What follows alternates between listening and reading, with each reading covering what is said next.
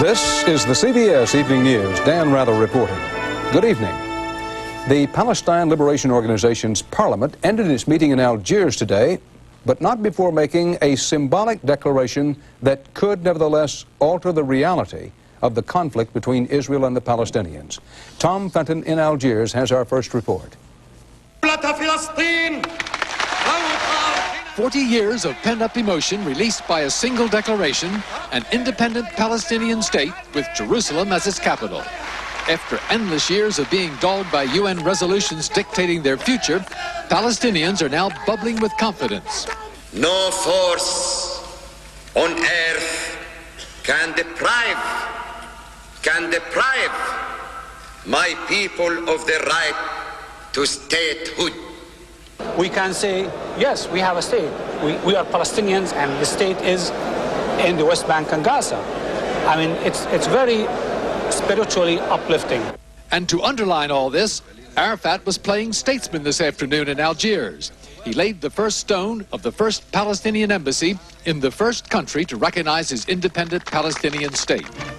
But in reality, the declaration was more psychological than real. The situation of Palestinians today is little different from what it was yesterday. It does remove one of the obstacles to Middle East peace talks, the PLO's refusal to talk to the Israelis, but leaves the other obstacle firmly in place, Israel's refusal to talk to the PLO. In the final analysis, the Palestinians have made this declaration of independence for themselves. Although it's partly a public relations exercise aimed at world opinion, it's mainly intended to encourage the young Palestinians who've been leading the uprising in the occupied territories for almost a year now.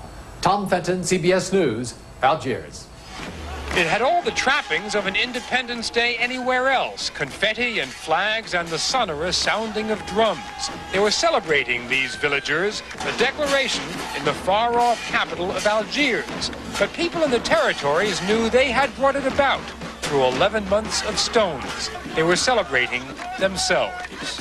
They have been injected with new blood, new life, with which to continue with the uprising until we achieve our freedom.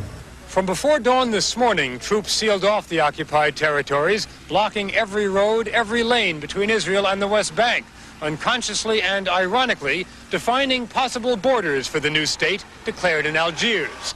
The entire Israeli government was attending a memorial service for David Ben-Gurion, the architect of Israeli independence. Prime Minister Shamir dismissed the declaration as one more step in the war of terrorists against Israel. For once, the whole cabinet was behind him. I don't believe it's realistic enough to change the situation. The situation on the ground hadn't changed at all, of course. There were more troops on the West Bank and Gaza today than at any time since the territories were captured in the '67 war. With all their manpower and materiel, the Israelis were firmly in control. The only thing they did not have is a solution. They are really worried because they also now must face reality. It is so difficult for the Israelis to face reality because they want to believe that there is no Palestinian people. What started as a bunch of unruly kids less than a year ago, today displayed the discipline, the coherence, the consciousness of a national movement. The lives of people on the West Bank will not change because of Algiers. Their minds have been changed already. Bob Simon, CBS News, on the West Bank. In Washington, the State Department rejected the Palestinian Independence Declaration, saying only negotiations can actually settle the issue. The President and President-elect gave higher marks to the whole package of PLO initiatives.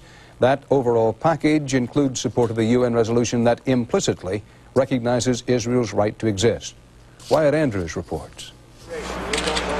In Washington, the PLO statement impressed both President Reagan and the man who will inherit the Middle East stalemate in just 2 months. Well, it does represent a change from their previous attitude. If indeed there is specific recognition of Security Council Resolution 242, that would be a very important step forward.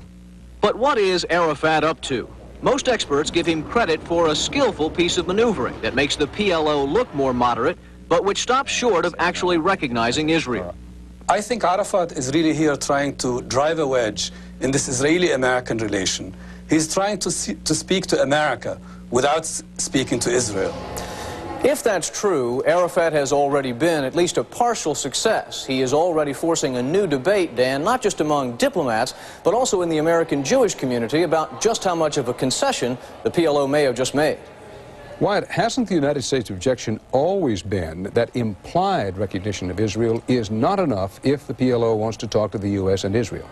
Right, Dan, it's not enough. I mean, the ban on talking to the PLO will continue. But keep in mind that everybody on both sides politically understands what's going on here. Arafat can't just up and recognize Israel because that would give up all of the diplomatic leverage he has left.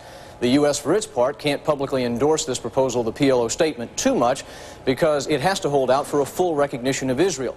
The PLO, in any event, is going to get a lot of public relations points out of this, everyone acknowledges, because they have signaled a new moderation. Wyatt Andrews, thanks. And still to come on tonight's CBS Evening News, Ray Brady on some help for a small-town bank that ran dry.